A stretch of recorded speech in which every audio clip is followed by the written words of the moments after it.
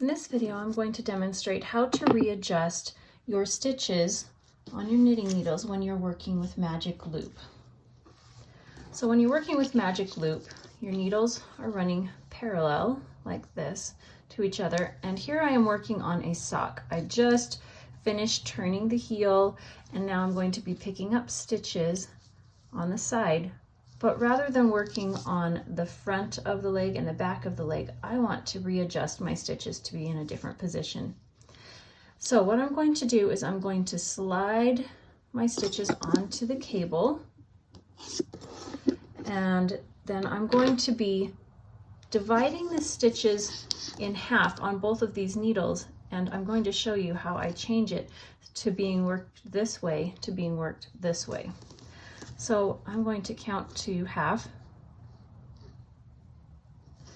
and here I have half of the stitches here. I'm going to just pull them apart a little bit and bend the needle not too sharply, and I'm just going to pull that through gently. So now I've got another little loop there. I'm going to do the same thing on this needle.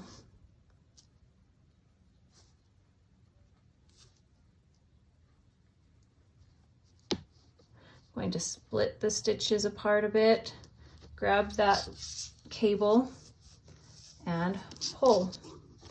And now I'm going to move my yarn around out of the way so that it's not messing things up here.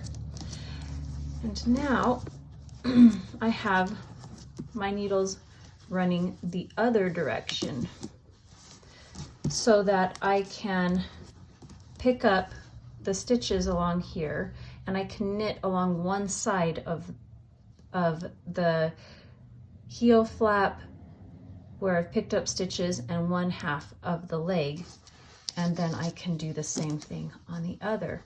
The reason I like to do this is that I find it much easier to work those gusset decreases on a sock, where I have a lot more stitches that would be on one needle than the other, and this way I always keep the same number of stitches on both needles, and I just find it easier to work that way.